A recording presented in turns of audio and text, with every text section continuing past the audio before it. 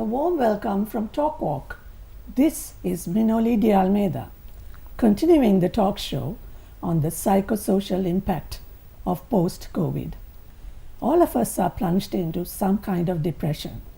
Our emotions have taken control of our lives, and this is intended to help us come out of this anxieties, confusion, and face the new normal. In this episode, we focus on addictions. If I may define addictions, it is a physiological compulsion on the use of substance for and use of a addictive substance characterized by tolerance and defined with definite psychological or physiological symptoms of withdrawal. For example, betel chewing, nicotine, opiates, cannabis, and the hard drugs, heroin and cocaine. Those most predisposed to this are the genetic influence, environmental factors, peer pressure, and an outlet from a dysfunctional home. The most vulnerable are students and the youth. There is a great spike in the availability of this substance, which is a great worry for us. Violence is denoted with the addicts, as you may call them, and robberies, serious crime, sexual abuse, and in the end, their suicide. We hope that legislation will be brought through and make a strong commitment towards implying good, strong discipline and maintaining of the law.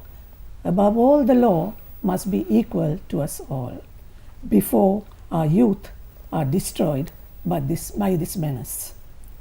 As panelists, we have Dr. Venura Paliyavardhana as a consultant psychiatrist working for the National Health. With loads of experience, he will share his experiences with us in a few minutes. We have Shehara Ferdinando, a student.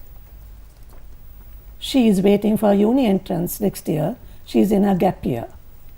We have Gimhani Gunawardana, a psychologist who has her own center for helping those who have this problem. And we have Avril Delavia, who will talk to us about her experiences with this journey. Starting with Dr. Paliyavardhana, who is a specialist in this field of addictions and behavioral modifications. What is your take on the experience that you share in the National Health Service, and what do you think we should do to eradicate it and to find solutions towards it? Thank you, Minoli, first for inviting me for this very important discussion, very timely, in fact. Addiction, I see a lot of addictions, like the various types of addictions every day in my practice.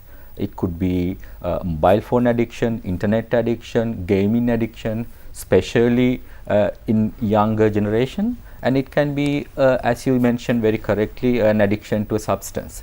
So the addiction, I want to see, the perspective I have towards addiction is people believe that people are there is a substance or some behavior which people are addicted, and that addiction or that substance or that behavior is impacting their lives. This is a common understanding in the public, but we have to understand there is a kind of a circular relationship between the addiction and the behavior and the lifestyle of the person, because there is the substance or the behavior impacts the person's lifestyle.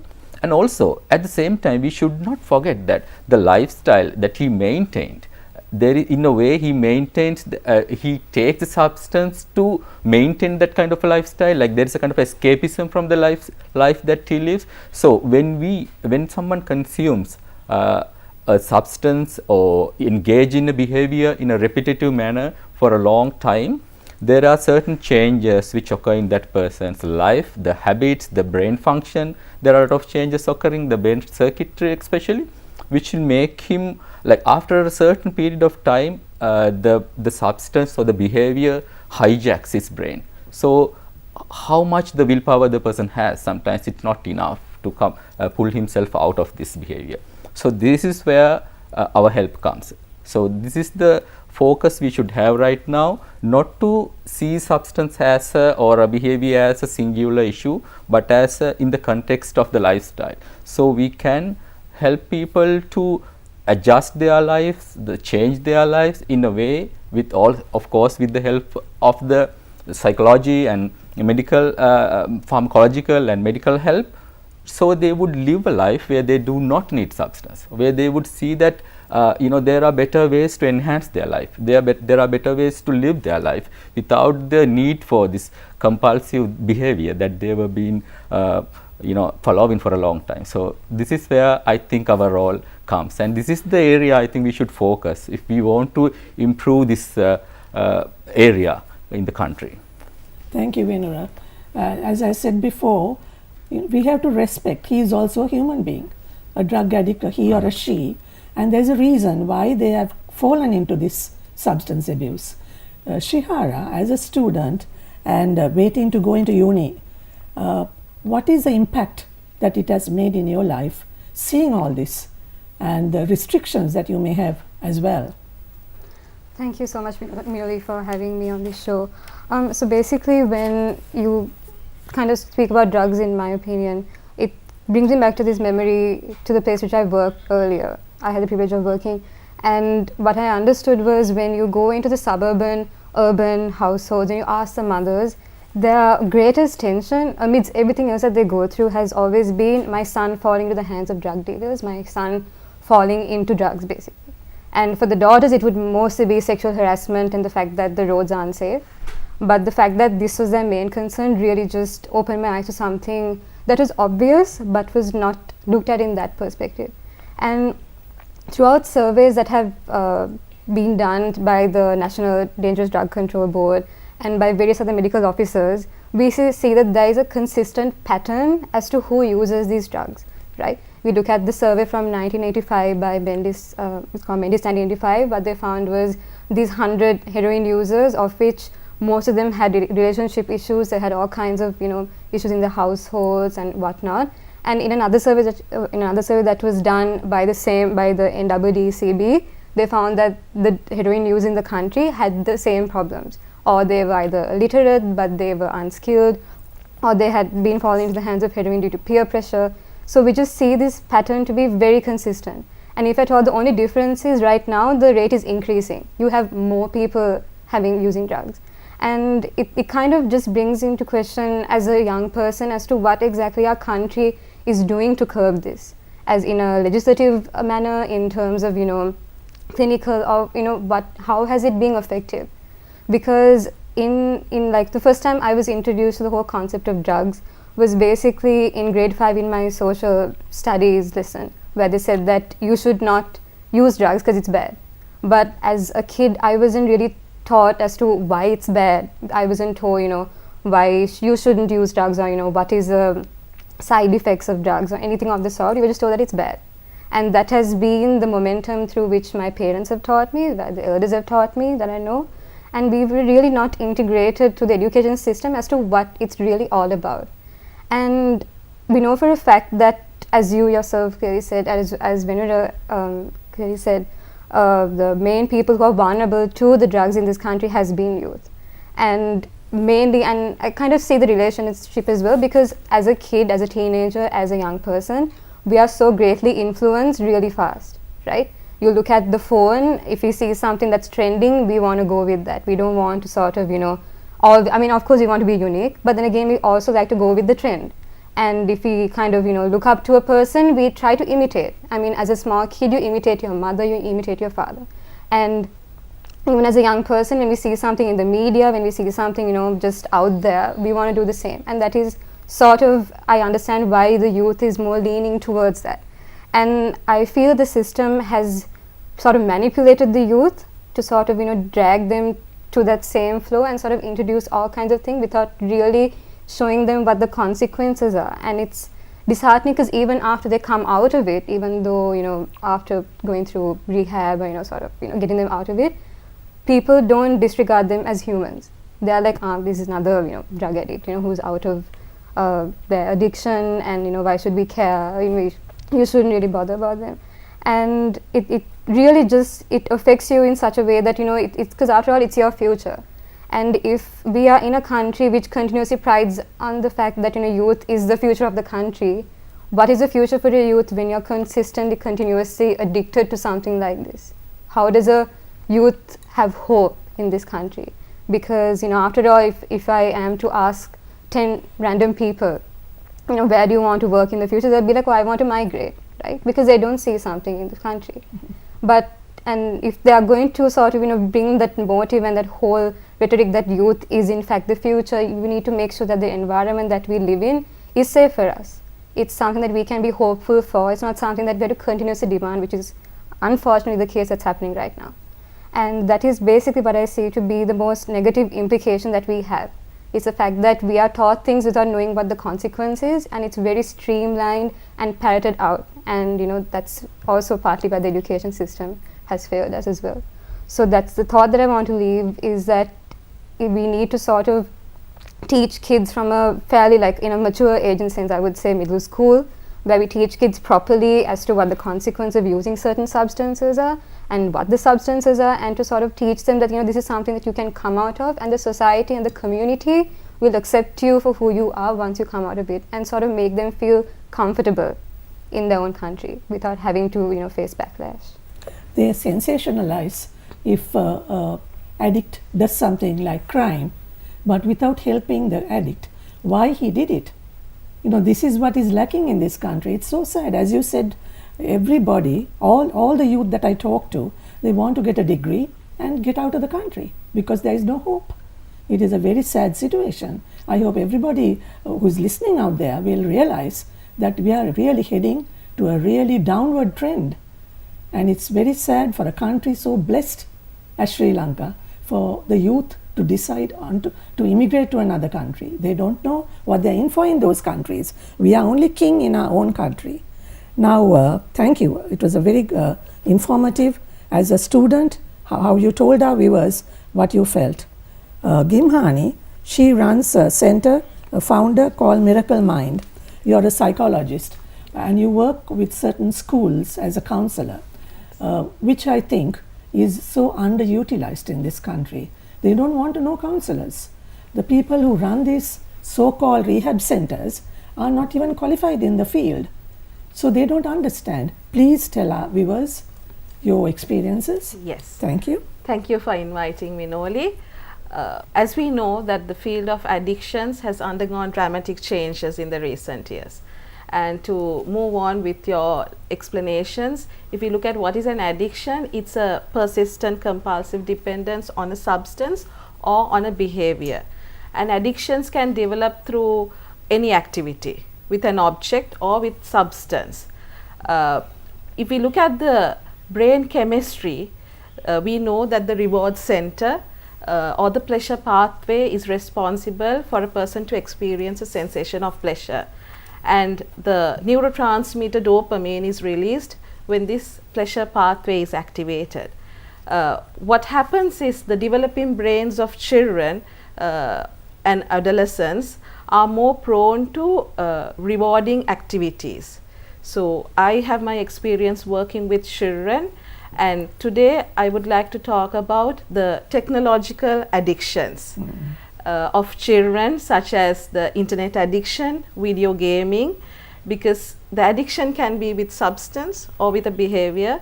And we all know that nowadays the parents are finding it very difficult to handle their children with these type of addictions. And it's us, the adults, the parents, who are providing all the devices the iPads, the laptops, the smartphones, and we find it very difficult to handle our children, and they get addicted to all these technological devices. So as I said, children are more prone to get addicted to the rewarding activities, and these video games and the other apps are designed in such a manner that it provides, these video games are completed in short segments, and it needs only a little bit of concentration compared to the concentration level that you have to give for studies. So they are in short segments, they need only short concentration spans, and also it gives you like immediate rewards, these video games. So the children are more prone to step into the next level, and then you get addicted to have more stimulation. With the rewarding activity, you seek for more stimulation, so you look for more online activity, and it gets continued. So as a psychologist working with children, I see that it's becoming a huge addiction, and it has the same effect as the substance abuse. What I have observed in parents, going out to different hotels or to restaurants to eat, to get rid of the nuisance of the child, they give the mobile phone. Is that the solution? I like to go up to them and say, look, what are you doing? Have you seen most of the children are in glasses today because of the strain in the eyes? And their brains are getting activated so fast, it's running at like a palpitation. Parents don't realize this. How do we educate? Avril Delaware is a lady who has had an extraordinary journey through life.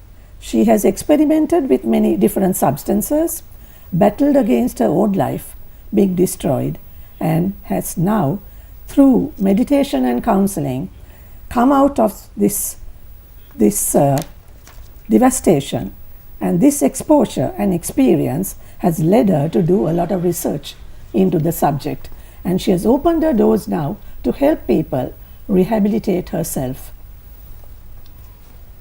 Thanks for inviting me on the show, Minoli. I would like to share my views and my experience with the subject of addictions. I see it in a very broad way, psychologically and also substance abuse. What is a substance? Is it what we are taught to kind of demonize? Is this the real deal, and or is it not?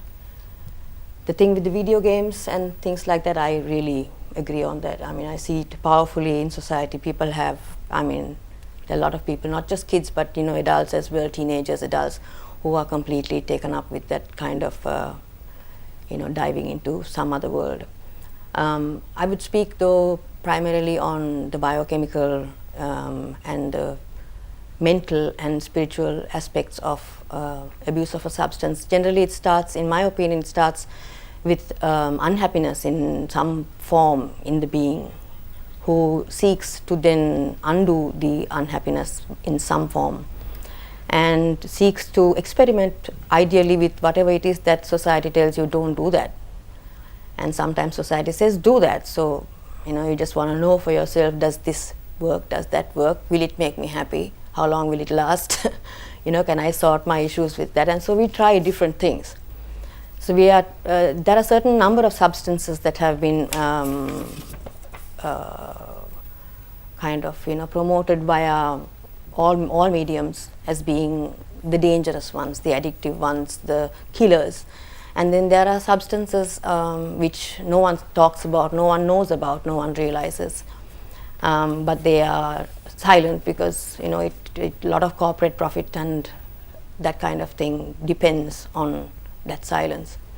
So if you look at, just do a search and check online, the largest number of deaths on this earth currently is heart disease. So people, for example, do not understand the biochemical reactions of something called, for example, let's take casein. Hardly anyone knows what casein is, what it does, but everyone has it every day. So in my journey, I have experimented with every kind of substance almost, including the hard so-called hard drugs. And I have had a lot of battles with all kinds of substances, and I have now come away from all of that, including the food and the main killers. The main killers of these substances, if you look at numbers worldwide, is actually alcohol and tobacco.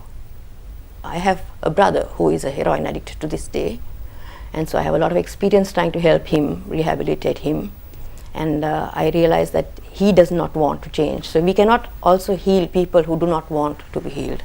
We cannot force it upon them, because they, in their minds, they have a different view of the whole thing, and nothing will kind of satisfy them. So certain people who have gone beyond the point where the brain has got damaged, and they have also lost hope of any love and any compassion from society and from their family and friends, they cannot actually be rehabilitated, because we have to find a way to replace that which they are seeking, which is the love and the compassion and the companionship and the understanding of people, of other beings.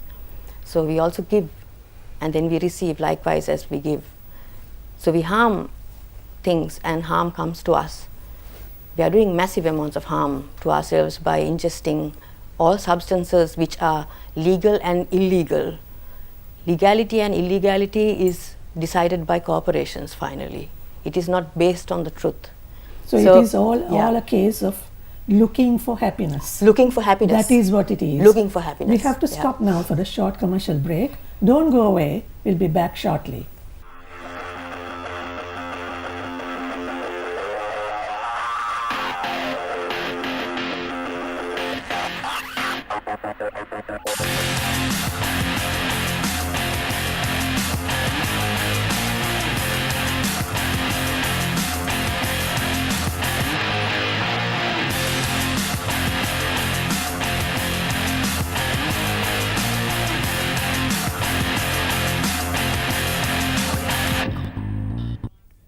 Welcome back to TALKWALK. This talk show is different to everything else, because we focus on everyday problems and the current affairs. We are at a very interesting discussion now on addictions. I would not agree so much with not getting heart problems with drugs. Drugs do induce heart attacks. I don't know what you think about it, Vinora. Yes. You can elaborate on that? Yes, I feel for Avi what she said, the journey she had to go through to realize it. But what I say, it doesn't have to be like that. This is where our role comes as educationists. We have to see, especially as you said, the younger generation, we have to empower them and enhance their coping skills, where they do not have to find different outlets for their frustration. I won't call it even, I'm very doubtful about the reward pathway and also the pleasure, so-called pleasure caused by the substances, because most of the pleasures are usually, it's very difficult to differentiate the actual pleasure derived from a substance and the conditioned pleasure. For example, I give you very briefly an example. When about 3 years ago, I was working in Australia, where I was working with people with personality issues. I did a mindfulness group, and next door there was a substance rehabilitation program, and there was a lady who was a chain smoker.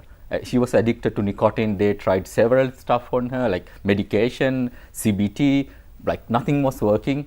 She was on a number of medications. She came to me. She saw I was doing this mindfulness therapy. She came and asked me whether she can sit there. I said, okay. She asked whether I can help her with mindfulness. I said, I don't know. You can try it. Come and sit. Then she was there. She said she hated mindfulness. She didn't want to be mindful, she said. Then I asked her, okay. She asked, would it help my smoking? Would it help me quit? I asked her, okay, next time you smoke, okay, you go and smoke. You smoke and you try to do it mindfully. You see where this stupid smoking coming into your body, where the pleasure created. I asked her to look for the pleasure. She went there. The next day she came and she started to scold me. Now you took that pleasure out, she said. Now I can't enjoy it, she said. The moment I wanted to see it, for what it is, wow, there is no pleasure. So this is the thing with it. It's not a pleasure seeking behavior. They are not trying to find happiness somewhere else. It is all these things. The stories are conditioned. They've been fed to them. This is why it's very dangerous, drugs like cannabis, because it's a gateway substance. It breaks that psychological barrier that you have, that you build in through the culture, through the society, that you have this psychological barrier to not to expose yourself to substance. So they would gradually, it's the foot in door technique. They would gradually introduce something like that, saying that, you know, it would look like, because then when there is a, especially it's damaging when there is a dialogue given. It might look like there are two sides to argument. When the evidence is clearly against substances like cannabis, like it increases your risk of developing psychosis many-folds. It makes you mad. If you go to NIMH, National Institute of Mental Health, and you would see like there are hundreds of young people who had abused cannabis and became psychotic, and their lives are very chaotic and they are devastated. So we can't advocate for a substance like that, because it would, the biggest thing, it would break that psychological barrier. It would work as a gateway substance. Then people come and introduce stuff like pharmaceutical, medical, you know, abused medicines, and then they would go into abuse more stigmatized substances like heroin. So this is why the danger comes, and also the physical effects and the smoking, and we know that there is a huge market behind this, like especially when the smoking, the tobacco companies, when they are losing that glamour, especially in countries like ours, when they lose the glamour, they need new markets, they need new avenues where they can invest, where they need new client base. So we have to be careful when we see the new trends, when we see the advocates coming against substances. It can be disguised as advocation, it can be disguised as a movement against substance, sometimes when it is, because there's a huge financial gain in promoting these substances. So we have to be vigilant, we have to protect our youth, as you said, because we have to enhance their coping skills. Especially, I think Imhani would know better than me what's going on in their life, why they lack this ability to, their assertiveness, saying no to substances, to be happy. This is the most, this human body is the biggest chemical generating machine. If you can enhance your well-being as a young man, there are so many avenues. You could be physically active, you can enjoy your life, you don't need bloody substances. This is the message we have to give. We have to show the real face of the substance. It's not a demon or a thing you have to fight, it's just stupid, plain stupid to say something. And see that, let's say short-term of course. pleasure. Well, it's not even pleasure. This is my whole argument. That's what they think. Yeah, this is the thing. So let's say it increases your cognitive abilities or capacities. Minoli, would ecstasy. Yeah, Minoli, would you want? Let's say it increases your cognitive or enhance your ability. If you have to you have to undergo an important eye surgery. Do you want your surgeon to be under influence of cannabis or substance because it increases his performance? There you are. That's a so question. You wouldn't. Yes. It's stupid, right? So we have to tell them the moral argument. It's not going to work with young people. They want to be rebellious. They want to try things. We have to show them, wow, there is a beautiful life waiting for you. You can. You don't have to go through this stupid stuff to enjoy life. There is a way. Don't you think it's more a psychological deprivation where the youth go? This is a problem. I think you see this. And if I may interject as well, right? I think we live in an age and time where we want instant results. Yes. So even personally, right, I would prefer to open up a packet of as opposed to properly making I it from know. scratch. This is instant gratification. Yes, exactly. Oral gratification is smoking cigarettes. They don't realize. It's not the pleasure, it's just the Absolutely. compulsive nature of the act that they can't. Now their brain, this is a sad thing. When they repeat it after some time, your brain has this capacity called neuronal plasticity, where the parts which have been worked too much become stronger, then your willpower stand no chance. This is why we have to prevent it. Then you can't blame them, and you can't tell them you have to snap out of this. We can't tell them. This is why then we have to of course we have to empower them and strengthen their abilities. Then we have to help. This is why the repetitive use of something. After a certain period of time, the brain, as I earlier said, it becomes a kind of a slave. It becomes hijacked. So then, well, then it's a whole different story. We have to have a different approach to, make them full human beings, so they have the, we have to be patient with them, as you earlier very clearly said, Minoli, treat them as humans, and it strengthen that what's called self-efficacy, which they have, their inherent ability to fight something. So we have to improve that, then we stand a chance. And it has to be on their own volition, because you can't force somebody to give up a habit. Absolutely. We have to educate them and tell them, because now think about it, if it is monetary, right, if they have no money and they think this is the only way they'll find some happiness or solace, what about the idols that we have lost? Elvis Presley, Michael Jackson, what super stars they were. They had everything going for them, Happiness. But they went to Lack of happiness. lack of happiness. happiness. Absolutely. Well, Yes. I would Just say they know how to cope there is a with thing it. about it, like, sorry to interrupt. No, Minoli. not at all. It's this. When you are in limelight, there is a different story there. Like when you are a celebrity or when you are in the limelight for a long time, you become like Keep up the pressure. It is the addiction, because you can't get rid of it, and also like they become pleasure seekers. So they think that otherwise they have to numb themselves. This is the numbing part. The drugs they use to numb themselves. Yeah. Otherwise they want to be appreciated, valued, and loved all the time, and the fame, the societal value, the societal fame, it's not very permanent. Switching off, isn't it? Switching off for some Yes, time. it's a sad thing to become a celebrity, to be honest. Absolutely. Like it's not a very pleasant life. So they become frustrated. It's in like especially intelligent people like Avicii. So they like Kurt Cobain. Intelligent people, they see the futility of this. So that's why it happens. Like it's a reward, and then they know it's empty.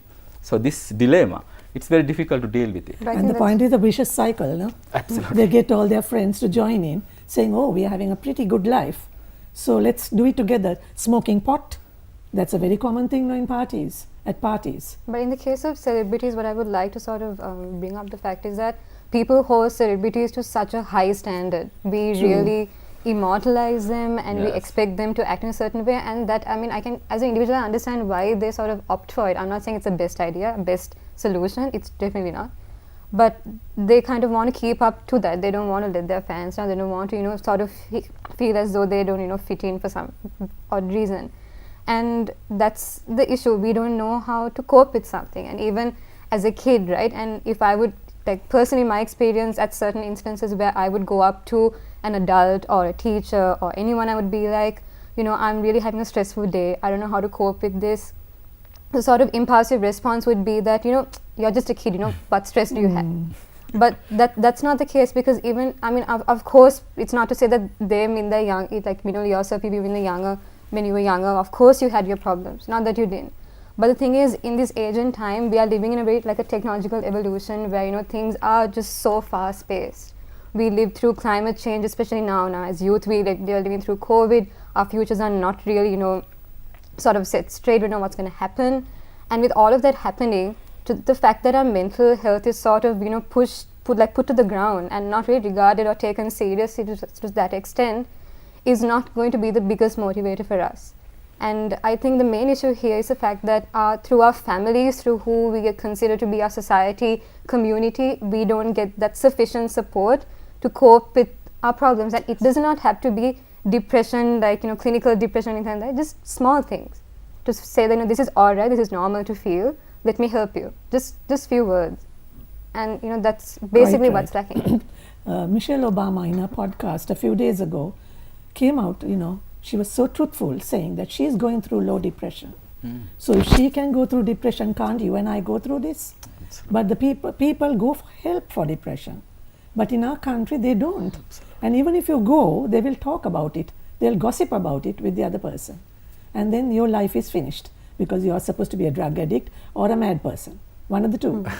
there isn't sufficient information, there isn't sufficient education Absolutely. on the reasons why these happen, and the biochemical, like you said, the biochemistry. People ignore the biochemistry because, like you said, the dopamine is released and serotonin, and most of these kind of things do precisely that. So all these substances which have particular chemicals in them which produce this, which release the dopamine and the serotonin, range from heroin and cannabis and tobacco, alcohol, to dairy, to meat products, to all these kind of things which are really actually killing people. So if we look at them all as substances, food, pharmaceuticals and plants and everything like that, each of them carries a substance that kicks off the dopamine and the serotonin.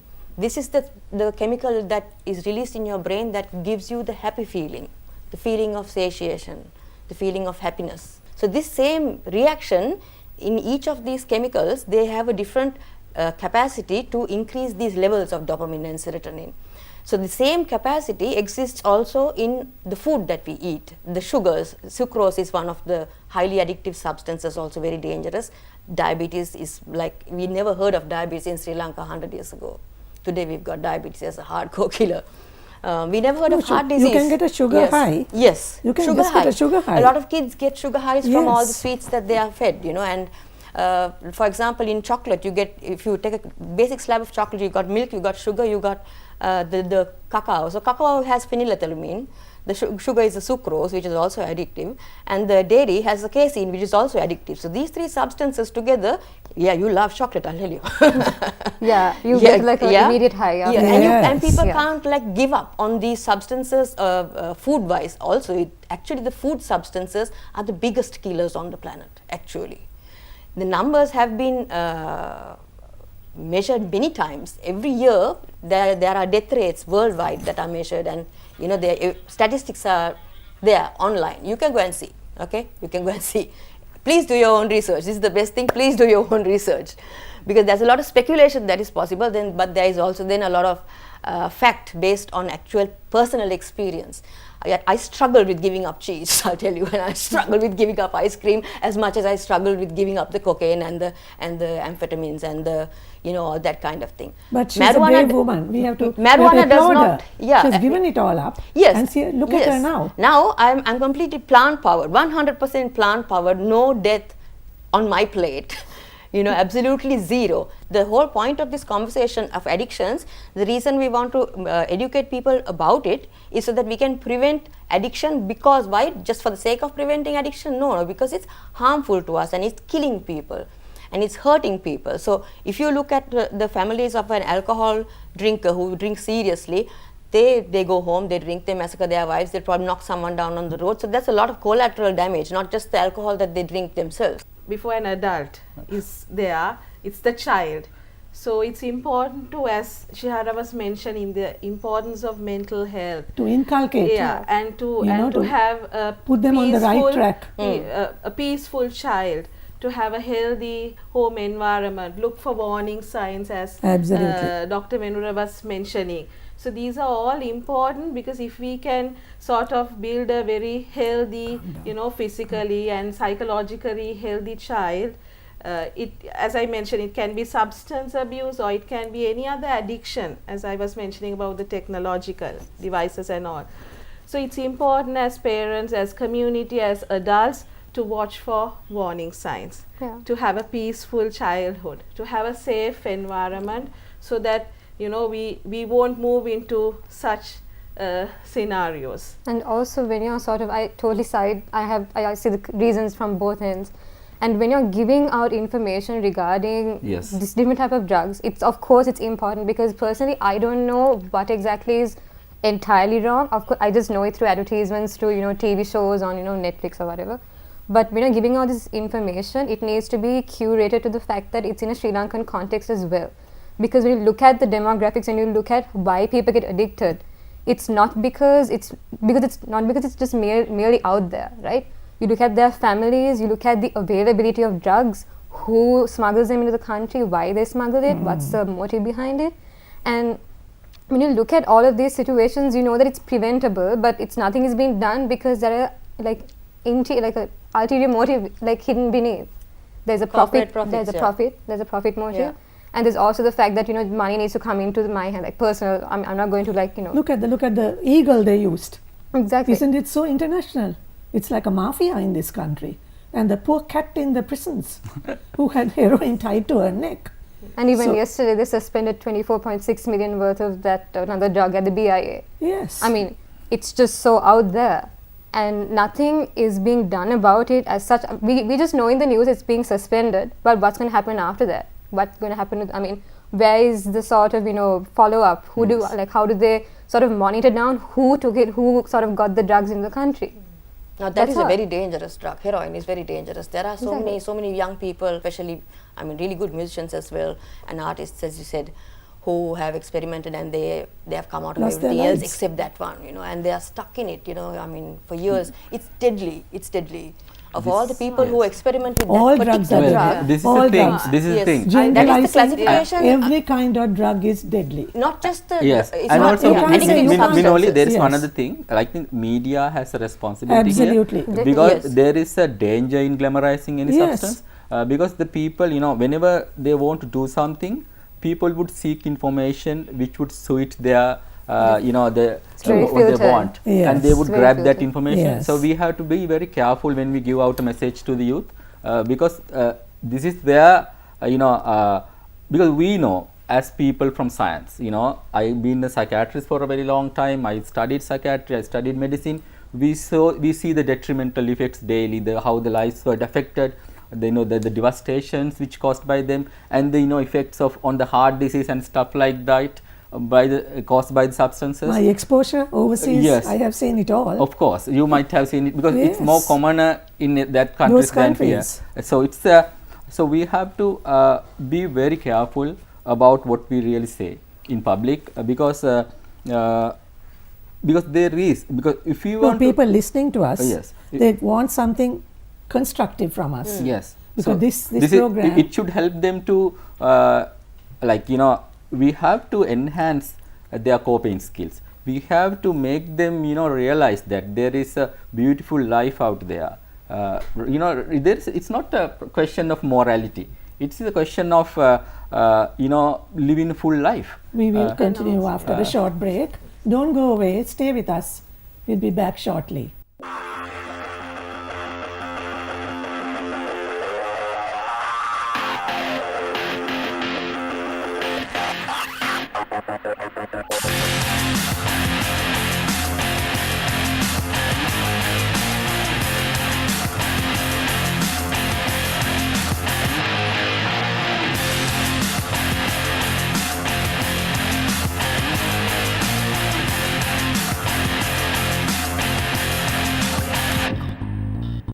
Welcome back to TalkWalk.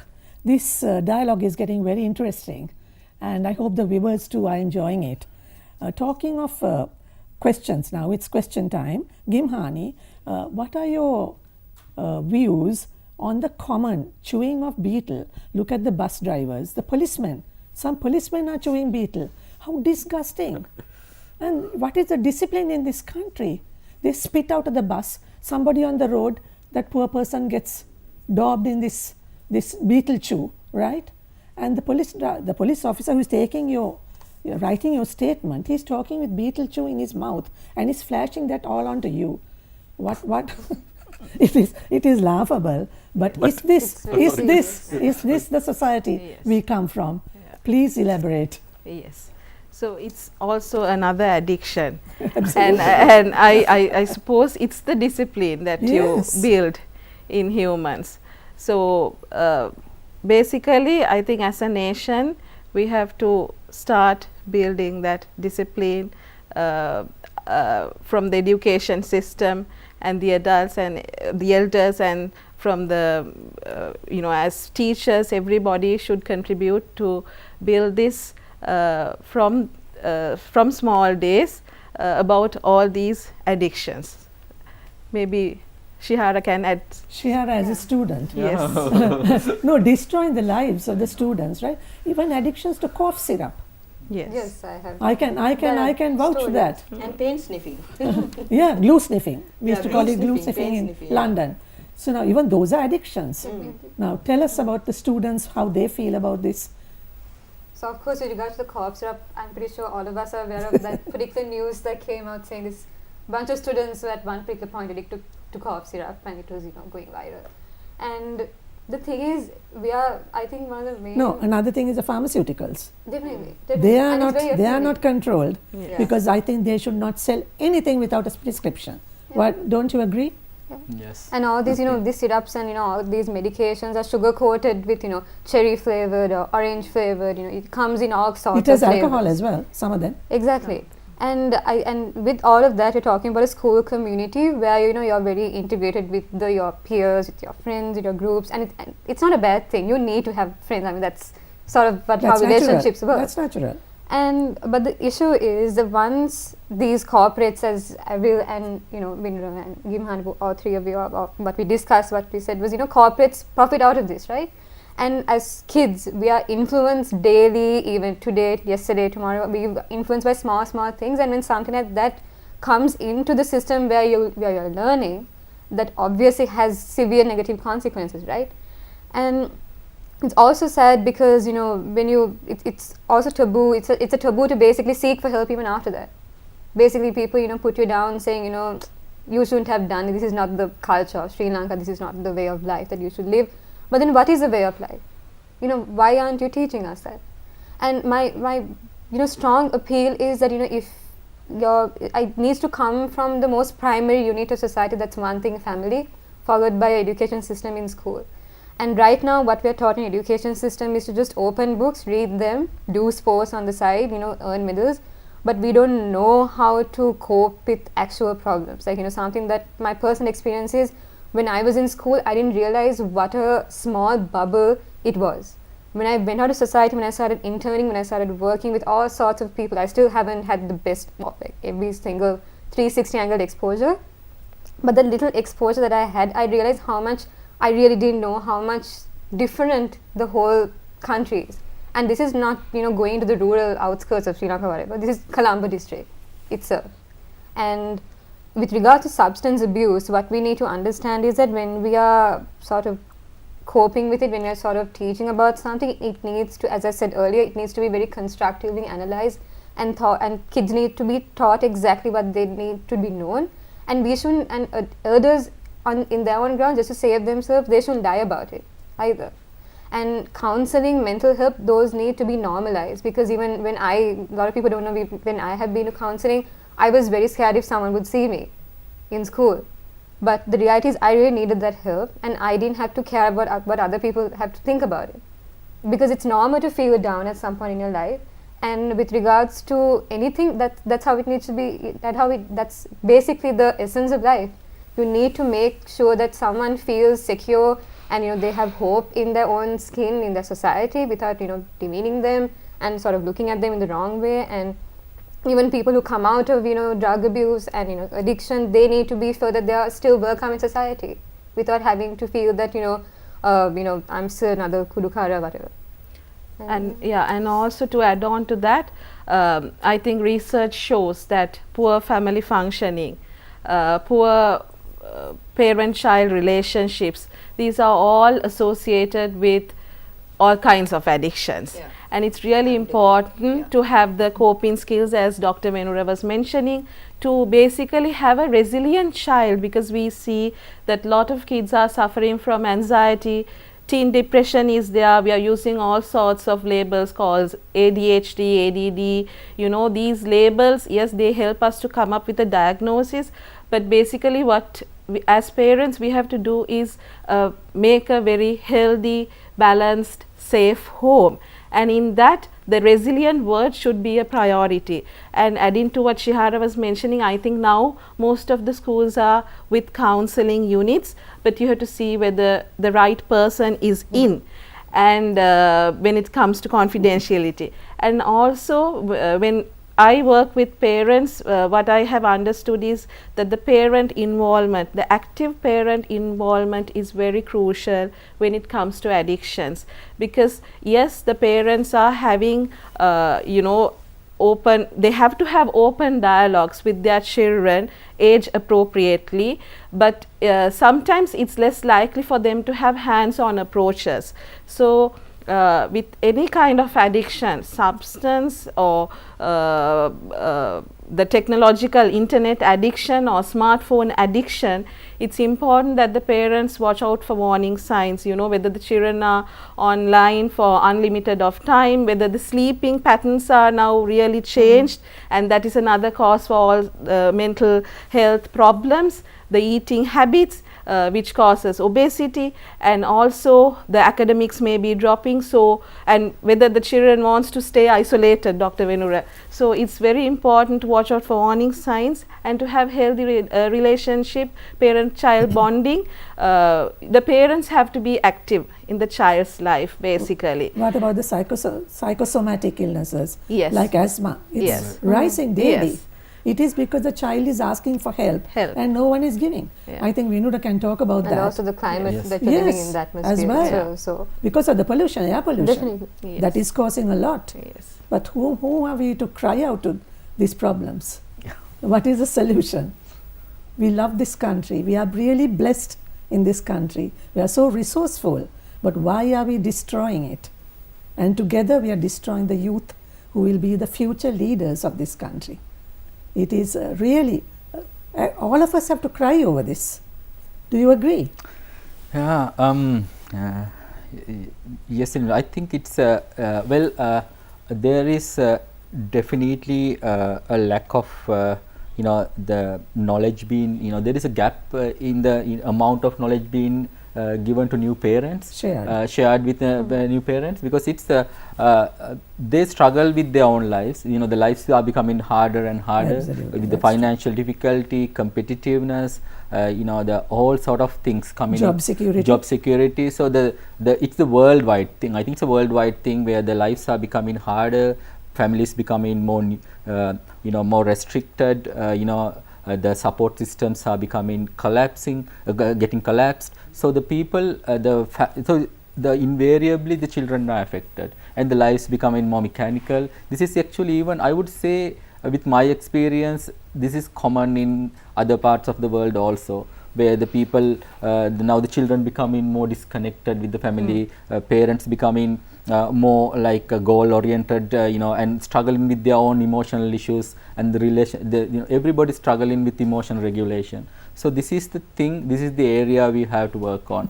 Strengthening parents, strengthening parental well-being, so they would be, in a best position to help their children. Then strengthening children and their ability to cope, rather than finding fault or blaming them and seeing it as a kind of a moral failure. See that it has a lack of skill, and strengthen, especially Minoli, from people like you, who can talk to public, give that message to them. There are ways to enhance your well-being without the help of anything, any outside force. You don't need it. All these stupid theories about, pleasure deriving from external world, pleasure deriving from something, it's been created to make you hooked to something. There is a financial, monetary gain behind that. And especially the people who, the world is very complex when it comes to substance. Especially people who seems to be advocating against it. There are certain ulterior motives behind that. Sometimes you don't see it. It comes as a disguise. You go and this is their newest weapon. Take up. How to take control of the anti-tobacco movement, or how to take control of anti-cannabis movement by feeding it, by being a representative, by an advocate against it. So then take up that, getting that that movement onto their side. So this is it's a complex world. The world, especially when it comes to mobile stuff like mobile phone addiction, there are research being done daily from their side, how to make people more addictive, how to increase the screen time. This is where the money goes. Social media, Facebook. Exactly. And on social media, it's like trends to show that you're depressed and sort of market yourself through those lines. Whereas that's what young people see, because if I'm a person who uses Facebook or Instagram and I was say younger than what I am right now, I would look at it and be like, oh, okay, depression is like a trend now. I know. That's what we see. And it's not the real picture that they Exactly. paint, and they want you to this is the thing. So the children especially, so this is the message we have to give to the society. Absolutely. Tell them that there is a beautiful life, fully enhanced life that you can live. You don't need anything to do that. So, and strengthen that ability in the children and make them more resilient. Outdoor activities. Outdoor activities. In our country, it's so easy. Yes. Absolutely, Sit it's a under beautiful tree, country. You look can at go. the birds, talk to the I birds, think it's feed just the the lack of birds. like open dialogue Yes. amongst each other. Like even Yes. in the school culture that I sort of was, brought up in, what I realized was as I grew older, the younger generations, the stories that I get to hear from them is just sad. Because they would be like, oh, I'm in my own room, my parents are in their respective rooms, they're on their technology. And that's not the sort of family environment that I personally grew up in. Even though we are in the same sort of, century and, sort of technological evolution, there's a huge disparity. Absolutely. And we need to advocate for that open dialogue and sort of, have that conversation going. And not sort of streamline it and, see the world through just the screen. Or, see through marketed ways in which, people, profit off vulnerability to something. Maybe COVID-19 gave Mother Nature, as the lockdown for parents to get more bonded with their families. I feel that, there are the ups and downs of anything that is happening in this world. But of course, the insecurity of jobs Yes. and Definitely. the monetary. Yes. And Those, absolutely, and people realized how little they need to be happy. True. Like Sure. you don't have to have a lot of Yes. things. think about our pulsam ball. Yes. Pulsam ball and rice. Can you beat it anywhere in the world? Absolutely. What a pleasure it is to have it. I know. Any more from Shiara, as she is the baby of the team? I mean, the other thing is, of course, that we can sort of take the discussion further is the legal system, which Talk is, about it. I think we can go on and write, trilogies and whatnot about it. It's a fact that it As only I- works for the people And- who are in the top level, who are, up there, whereas the ones who, as we discussed And- before, it Yeah. only works it kind of captures people who are most not insecure, but people who are most Vulnerable. vulnerable, who are, Vulnerable. in the sort of depths of darkness in the society. Absolutely. And Profit driven, Uh, profit driven, Again, yeah. and lack of education and lack of and- In my opening Support. comments, that's what I said. Yeah. The law must be equal to us all. yes, and it isn't. And we have to fight for that. Yeah. We as Sri Lankans must together and fight for it, because I think that is a grave shame that we have to have two kinds of laws in this country. Nothing for the poor man, nothing for the downtrodden, Yeah. nothing for the vulnerable. Everything for the rich, the powerful. The powerful cars, look at them on the road. They are not stopped. But the poor bicycle without a light is stopped and hounded into the police station. And absolutely he must be getting whacked as well. So these are the things that we've got to change in this society for us to make it a better Sri Lanka for us all. Yes, and one more thing, go on, before go we on. just, the substances, sometimes when they, especially the psychoactive ones, sometimes children think, it's okay to experiment and see the benefit, and, then if they see any, adverse You mean effects or ill learn effect, from it. learn and quit. This is the dangerous way to think, because there are, as I earlier said, there are certain physical changes which happen inside you that, it makes it very impossible for your willpower alone to refuse it later. So this is why it's dangerous. Then I want to show like some of the things which can happen with substances, like how it changes your physical appearance. It's very dramatic, and people don't, when they start, sometimes they don't notice it, but after some time, the way you look, it Others changes notice it. dramatically. Others can notice. Yes, this is the thing. So it's sad sometimes, because at the beginning sometimes people don't see it, and sometimes when the the ill effects have happened, then the life has deteriorated to a certain extent, then rescuing from that place, giving them that blissful life all of us deserve, it's become a huge struggle sometimes. But I should mention this also. Now it's a journey that they have to go through themselves sometimes when they are in that kind of a deep dark place. and they can make it through. They can make it through, and when they make it through, once they have made it through, I have seen so many people, like they were living, they were kind of slaves to substances sometimes, especially people who were using heroin. Like they were living their entire lives, the days, just one motive, to earn money, to buy something, buy heroin. So this life, once they've been rescued from that, wow, I see how their families flourish, how their children's faces are. So this is the message we have to give.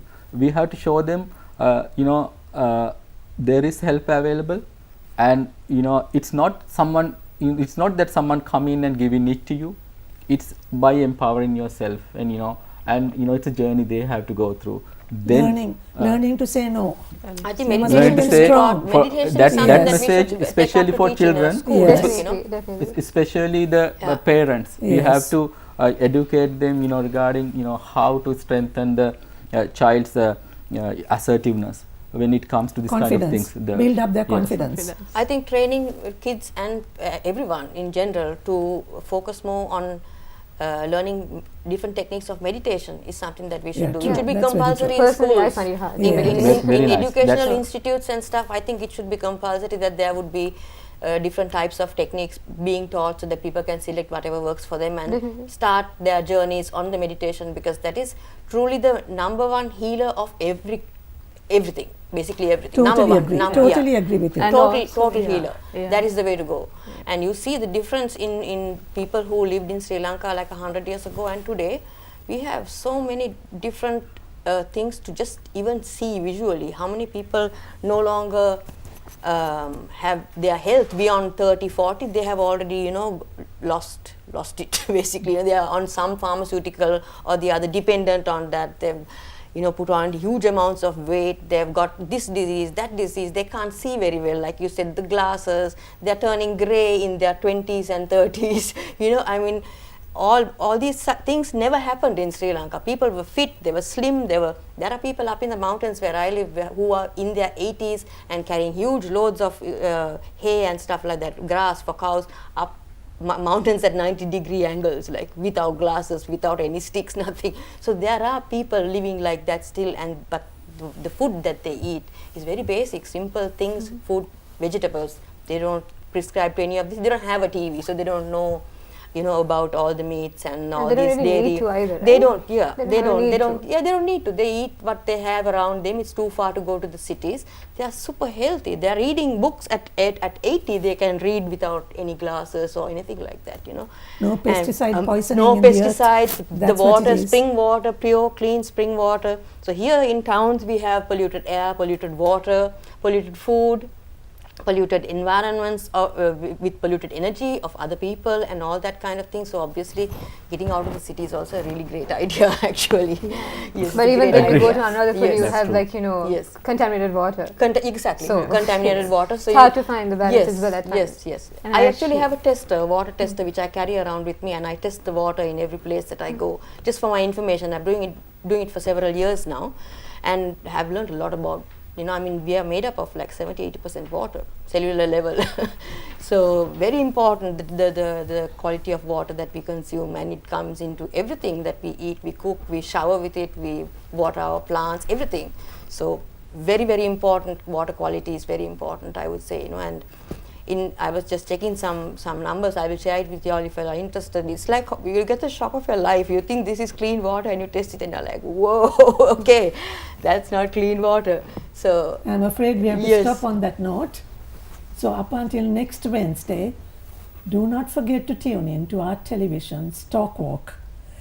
Before I close, I shall quote Sigmund Freud, who said happiness as the fulfillment of man's instincts. Aren't we all looking for this happiness? This is Minoli de Almeida signing off.